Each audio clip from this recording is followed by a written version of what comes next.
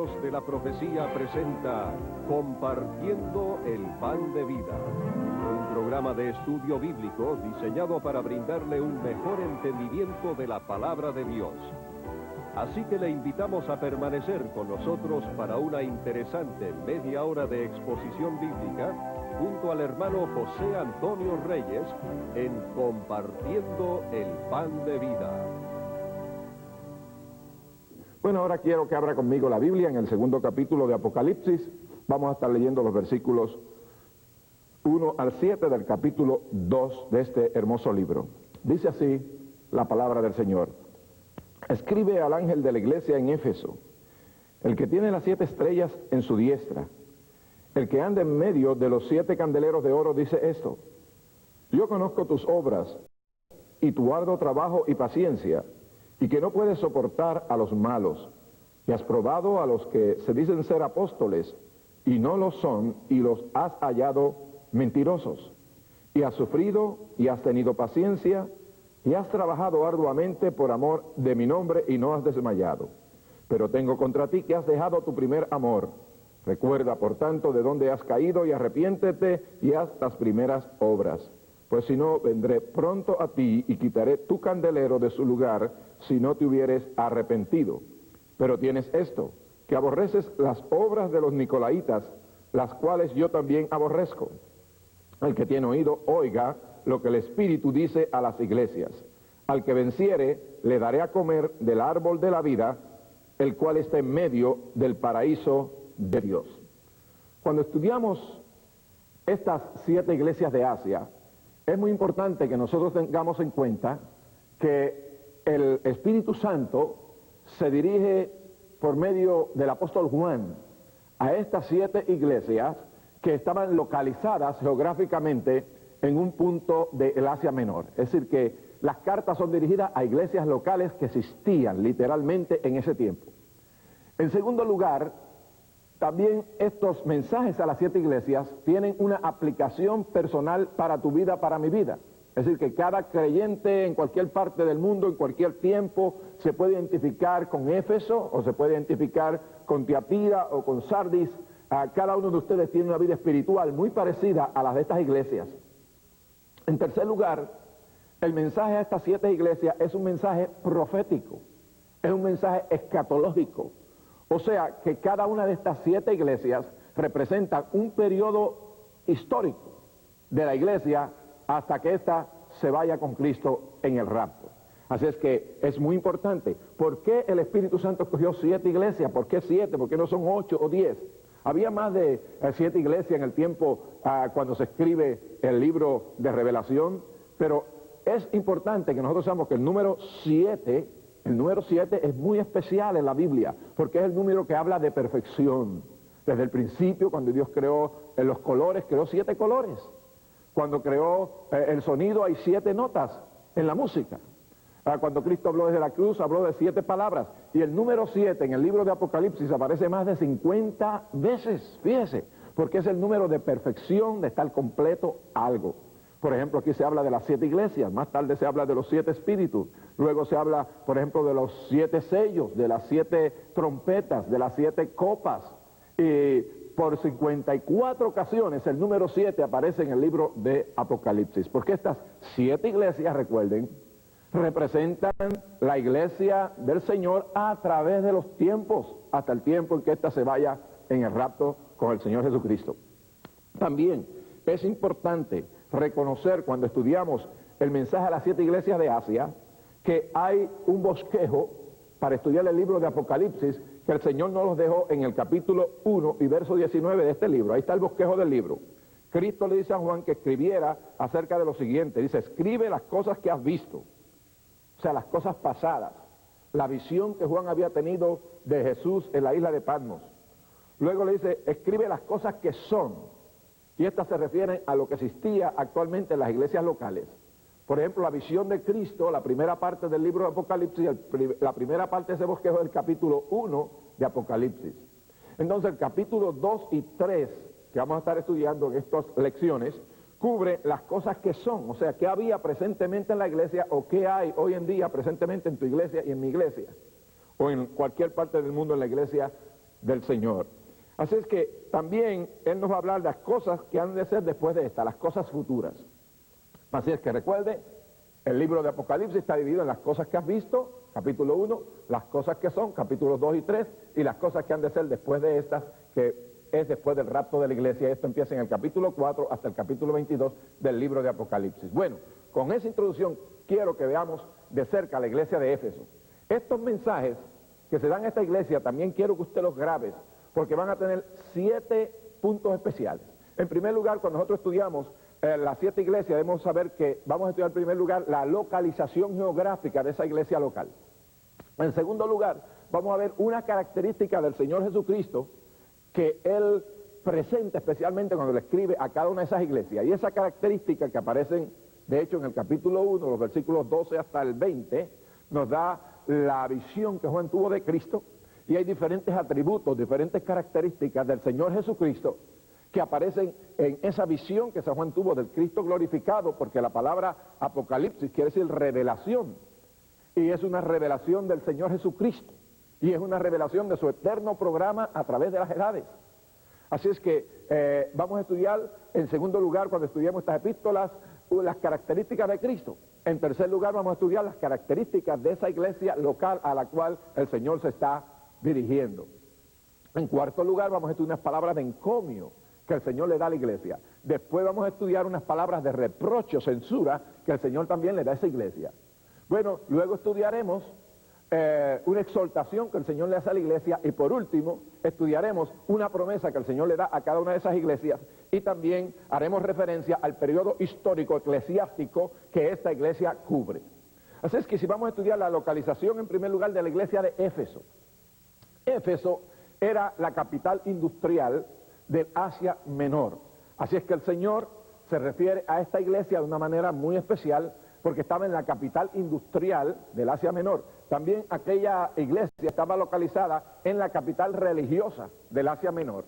Así es que la capital religiosa, porque ahí estaba el templo de Diana.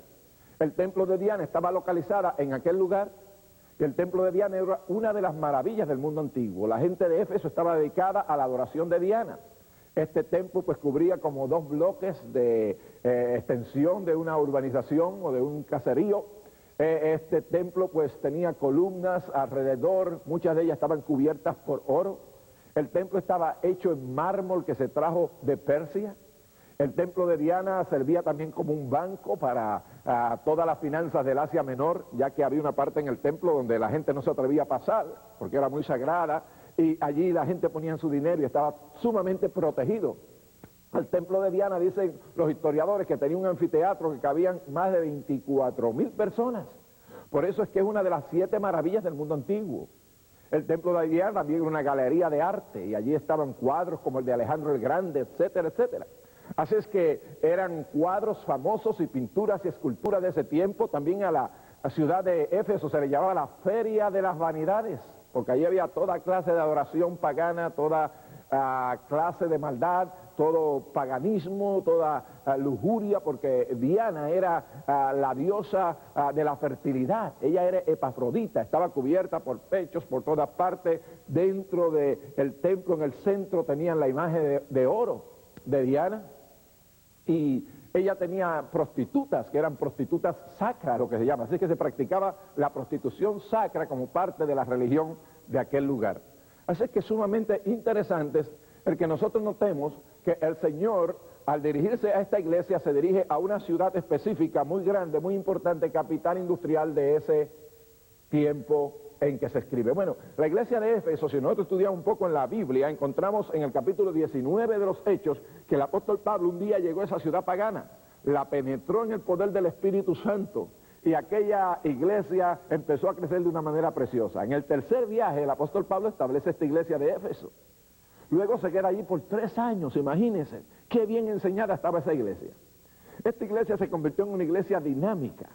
Dice el capítulo 19 y verso 6 de los Hechos que toda el Asia fue evangelizada por medio de aquella iglesia de Éfeso. Esta iglesia también poderosamente fue muy enseñada, ya que el apóstol Pablo estaba como maestro allí. Después del apóstol Pablo fue Timoteo. Después de Timoteo vino el apóstol Juan mismo, fue pastor. Y cuando Juan estaba pastoreando en la isla de Patmos, mejor dicho, en Éfeso, fue tomado preso para ser llevado a la isla de Patmos. Y Patmos, la ciudad de Éfeso, es bueno que nosotros sepamos en su localización geográfica, es la más cercana que está a la isla de Patmos, por como 30 o 35 millas de distancia, no está muy lejos la isla de Patmos de Éfeso. Y desde allí San Juan le escribe a esta iglesia. Así es que es importante ver qué característica el Señor Jesucristo presenta cuando se le dirige a esta iglesia. Vamos a ver el versículo 1, dice, escribe al ángel de la iglesia en Éfeso, el que tiene las 7 estrellas en su diestra, el que anda en medio de los 7 candeleros de oro, dice esto. Así es que el Señor Jesucristo se presenta como el que tiene las 7 estrellas a su diestra. ¿Qué representan esas 7 estrellas? Representan los pastores de esa iglesia. Las 7 iglesias representan los 7 pastores. ¿Qué representan los 7 candeleros de oro? Representan las 7 iglesias. Y el Señor se presenta como el que tiene los pastores a su derecha, Él tiene autoridad sobre ellos, Él cuida de ellos, porque la derecha del Señor es una derecha de autoridad. Y también las 7 iglesias, quiere decir que el Señor es el que examina su iglesia, y como un candelero que es la iglesia, el Señor siempre está caminando dentro de ella, examinando qué es lo que hay en ella. Bueno, ya vemos las características del Señor Jesucristo. Ahora miremos la característica de la iglesia de Éfeso. ¿Qué quiere decir la palabra Éfeso? Éfeso quiere decir deseable. La iglesia de Éfeso es la iglesia del tiempo apostólico, representa a la iglesia en el primer siglo. Y era una iglesia deseable porque era una iglesia que tenía unas características hermosas que las quiero estudiar con usted. En primer lugar, era una iglesia dinámica. Fíjese cómo dice la palabra, yo conozco tus obras. Era una iglesia de muchas obras. Recuerde, era una iglesia que evangelizaba, una iglesia dinámica en el evangelismo. Era una iglesia dinámica también en la enseñanza, continuamente era un centro de enseñanza bíblica. De hecho, la epístola más profunda que hay en toda la Biblia acerca de la iglesia es la epístola a los Éfesos. Así que el Señor, de una manera especial, se dirige a aquella iglesia de Éfeso y el Señor le dice que ella tenía muchas obras, dinámicas. En segundo lugar, era una iglesia dedicada, dice, y arduo trabajo. Era una iglesia que trabajaba hasta el máximo. Ella decía, como David dijo en el capítulo 24 de segunda de Samuel, en el verso 24, yo no le ofreceré a Jehová un sacrificio que no me cueste nada. La palabra trabajo aquí se refiere a un trabajo arduo hasta el máximo. Ellos hacían el máximo para servirle al Señor.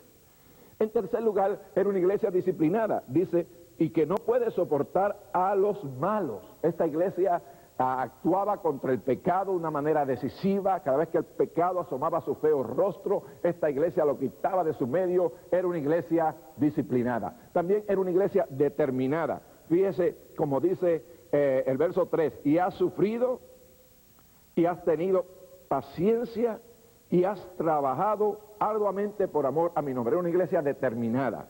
Ella era determinada en el sufrimiento. Aquella iglesia sufría, aquella iglesia padecía, porque aquella ciudad se viró en contra de ella. Si usted estudia el capítulo 19 de los Hechos, ve que Demetrio, cuando se empezaron a perder las ganancias, porque cuando la iglesia llegó allí y empezó a predicar en contra de la idolatría, se empezó a caer el negocio de la venta de los templos. Aún los espiritistas trajeron sus libros de magia y fueron quemados, como $50,000 en libros de magia fueron quemados, y aquella iglesia empezó a impactar aquella ciudad. Entonces la gente empezaron a perseguir la iglesia, aún al apóstol Pablo casi lo matan. Estudie bien el capítulo 19, de una iglesia que era determinada en medio del trabajo, era paciente en medio del trabajo, y era paciente también en medio del sufrimiento. Ahora quiero que usted vea también que era una iglesia con discernimiento espiritual. Tenía discernimiento espiritual, según dice el verso 6, dice, pero tienes esto, que aborrece las obras de los nicolaitas, las cuales yo también aborrezco. Así es que era una iglesia con discernimiento espiritual. ¿Quiénes eran, amigos y hermanos, los nicolaitas? Bueno, los nicolaitas eran una gente que quería traer a la iglesia, introducir, y aquí se habla solo de las obras de los nicolaitas, una doctrina que separaba a los laicos de los ministros. La palabra nicolaita viene de dos palabras griegas, nikao, que quiere decir dominar, gobernar, y laos, que quiere decir laico. Fue el primer intento que se hizo entre separar la iglesia. Recuerde que la iglesia en el principio eran uno. Era la membresía toda tenía el mismo derecho, aunque habían pastores, evangelistas, maestros, Estos no tenían un dominio y quererse sentir superior a los demás hermanos de la iglesia, sino que ellos usaban esos dones y llamados de Dios para servir a la iglesia. Pero aquí se trató de establecer la primera separación, hacer de nuevo un sacerdocio como estaba en el Antiguo Testamento, y esto pues no debía tener lugar en la iglesia. Y la iglesia de Éfeso sabiamente tuvo discernimiento espiritual y dijo, yo no puedo practicar esto porque esto es contrario al mandamiento del Señor, y ella lo aborrecía, y el Señor también aborrece que se pongan a un lado los laicos y a otro lado un sacerdocio. Eso no es de la palabra de Dios, mi amigo. Bueno, el Señor le da mucho encomio a esta iglesia. Fíjate que estaba llena de obra, llena de paciencia, llena de buena enseñanza. Esta iglesia se podría llamar la iglesia misionera del año. Es una iglesia excelente, deseable, pero el Señor se presenta como el que está andando en medio de los 7 candeleros de oro, y Él mira profundamente en aquella iglesia, no solo lo exterior, sino lo interior. El Señor, como un médico divino, toma su estetoscopio y examina no solo la parte exterior de la iglesia, sino que la mirada escudriñante, aquellos ojos del Señor penetrante como juez penetran en lo profundo del corazón, y encuentra que aquella iglesia tiene un problema serio, y es que tiene un problema de corazón. Y podríamos llamar a la iglesia de Éfeso la iglesia que perdió el primer amor. Y el Señor le dice a esta iglesia, pero tengo contra ti que has dejado tu primer amor. El Señor encuentra que hay un problema en el corazón, y es triste, porque hay muchas personas que posiblemente cuando van ante un médico, ellos puede que por fuera se vean muy bien, pero que es triste cuando el médico examina y encuentra algo mal en el corazón, y los médicos siempre examinan el corazón. Aquella iglesia, aunque llena de obras, llena de actividad, su corazón había perdido el entusiasmo primero por Jesucristo. Y el Señor Jesucristo entonces, después de examinar ese corazón y ver que se estaba poniendo frío, y la iglesia después que se pone fría, se muere, el Señor vio un peligro tremendo en el corazón de aquella iglesia. Amigo y hermano, y esto es triste. El Señor quiere que trabajemos por Él. Él quiere que estemos llenos de actividades por su obra, de servicio, buscando las almas, llevando la misericordia de Dios a los enfermos, llenos de obras. Pero más que nada, Cristo quiere el amor de su iglesia. Él no transigge con la iglesia cuando ésta pierde ese primer amor. ¿Qué se refiere el primer amor? Es ese gozo que hay al principio cuando uno empieza a servirle al Señor. Y lo principal para uno es ese tiempo cuando uno va para la iglesia. Uno ora. Uno busca del Señor, uno está entusiasmado por servirle a Jesucristo de todo corazón. Uno quiere buscar la Biblia. No hay otra razón más importante para uno en la vida que ir al templo a buscar de Dios, a buscar la palabra. Y uno no está mirando a nadie, está sirviéndole al Señor. Y el Señor dijo, iglesia de Éfeso, tú has perdido tu primer amor. Y amigo, yo te pregunto en este día, individualmente siempre hay personas que están como Éfeso. ¿Cómo está tu corazón en este día? Si tú comparas con el tiempo cuando empezaste a servirle al Señor, ¿tienes aquel mismo gozo? ¿Tienes aquella misma frescura? ¿O te has llenado de problemas y de tribulaciones y resentimientos contra hermanos en tu iglesia local o contra los líderes, y no estás sirviendo al Señor con ese fervor que le servía cuando tú empezaste a servirle? Es peligroso, porque hay enfermedad en tu corazón. ¿Cómo está esa iglesia local donde tú estás? Está llena de actividades, pero ¿qué acerca del amor para Cristo? ¿Cuánto tiempo pasa en la oración? ¿Cuánto tiempo quiere pasar con Cristo orando? ¿Cuánto tiempo quiere pasar en la palabra de Dios escudriñándola?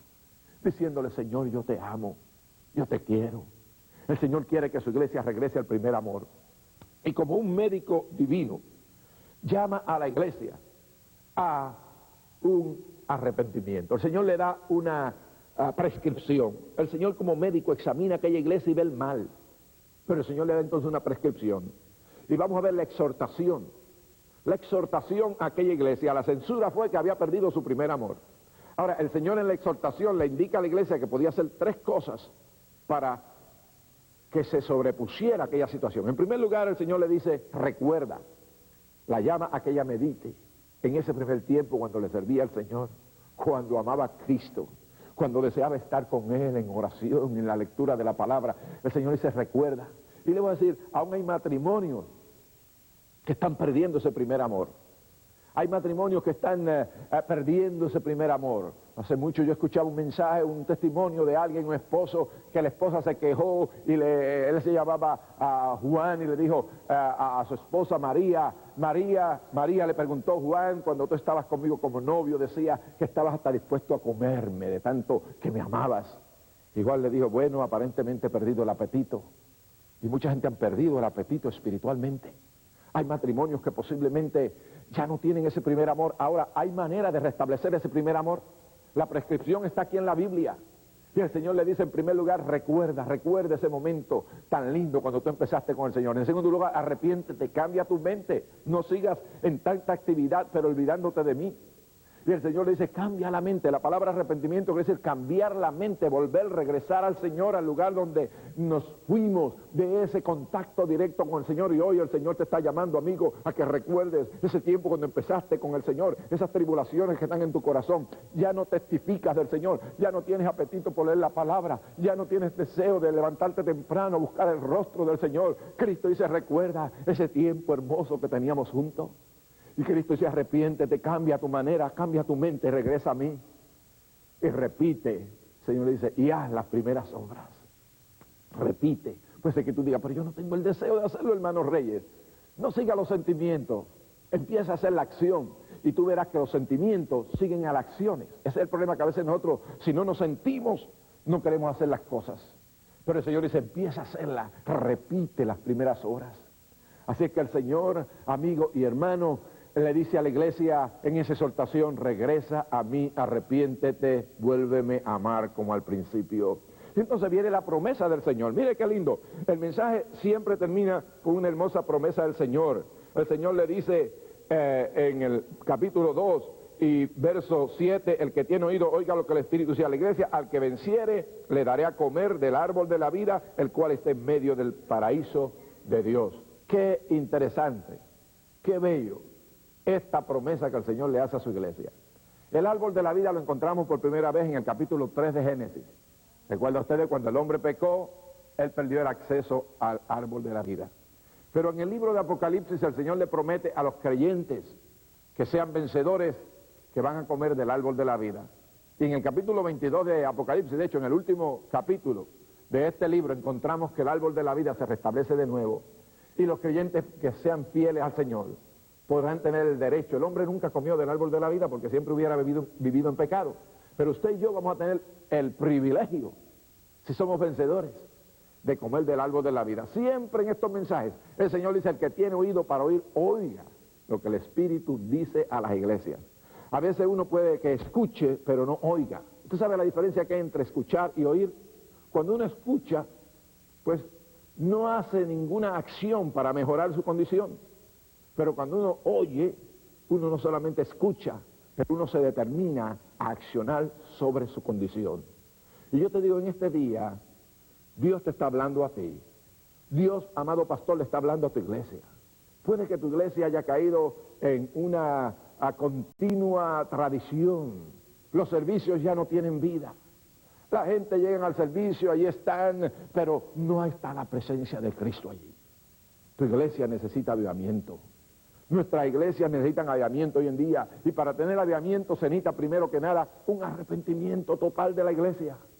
Cuando la iglesia se arrepiente y llora en el altar, Dios va a traer un avivamiento, y eso es lo que necesitamos. Quiero decirte que el periodo que cubre la iglesia de Éfeso es el periodo de la iglesia apostólica. Posiblemente desde el año 60, cuando se organizó la iglesia, hasta fines del primer siglo. Y era una iglesia deseable. Y si nosotros vemos esta iglesia de Éfeso, posiblemente por fuera era excelente, bella, preciosa.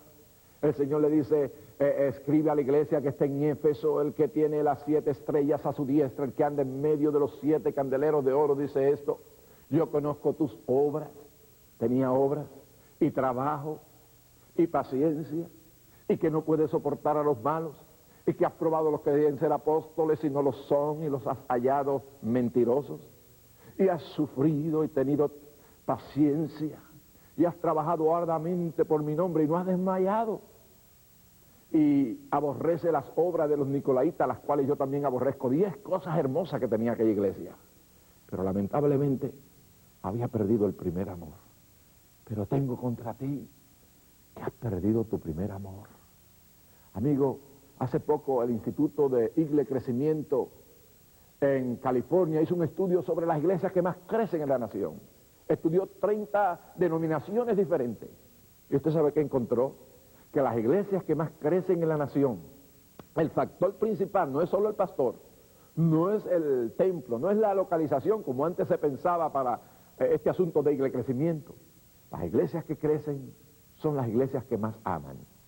Tenían como el 35 al 40% más de amor sentían la gente en las iglesias que crecían que en las iglesias que están estáticas o que están descayendo. Amigo, cuando la iglesia ama, la gente se va a salvar. Cuando tenemos amor para Cristo, vamos a tener amor los unos para con los otros. Y yo te pregunto, ¿cómo está tu corazón en este día? ¿Cuál es la condición de tu vida? El Señor está llamando a su iglesia al arrepentimiento. La prescripción del Señor sigue siendo igual. Recuerda, mi iglesia. Recuerda, amado miembro, cuando tú le servías al Señor con ese gozo del principio. En segundo lugar, arrepiéntete. Cambia tu mente. No sigas en esta directiva. Cambia la ruta, da un about face. Tórnate de nuevo a mí, como dicen. Cuando los soldados van en una dirección y cambian hacia otra, el Señor los llama a su iglesia un arrepentimiento y haz las primeras obras. Yo te pido que en este día tú decidas en tu corazón: voy a empezar de nuevo con el Señor Jesucristo. Voy a volver a ese calor espiritual, a mi vida de oración, a mi vida de devoción, a mi vida de adoración, a mi vida de amar a Cristo. Es bueno amar las almas, pero es más precioso amar a Cristo. Cuando la iglesia ama a Cristo, no tendrá dificultad en amarse unos a otros. Cristo dijo: en esto conocerán todos que soy mi discípulo, si tuvierais amor los unos por los otros. Amigo, el Señor nos está llamando a un nuevo amor, a una nueva relación, a una nueva búsqueda de su preciosa presencia. Y hoy tú tienes la oportunidad de regresar a Cristo y servirle con todo tu corazón y con toda tu vida. Quiero informarle que para ayudarle a usted a continuar creciendo en su vida espiritual, hemos preparado una hermosa guía de estudio bíblico sobre las 7 iglesias de Asia. En esta cubrimos temas tales como la iglesia que perdió el primer amor, la pobre iglesia rica, la iglesia rica que era pobre, la iglesia que se casó con el mundo y otros temas más que le edificarán grandemente a usted. Solicite su guía hoy mismo.